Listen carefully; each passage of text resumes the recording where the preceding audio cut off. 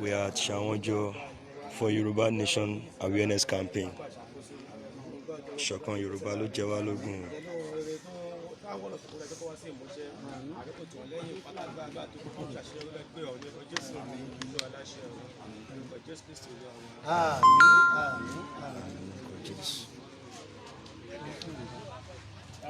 Ní ìgbà tí a parí àdúrà, òun náà mo fẹ́ sọ pé wọ́n máa fa ọdún orílẹ̀-èdè wa.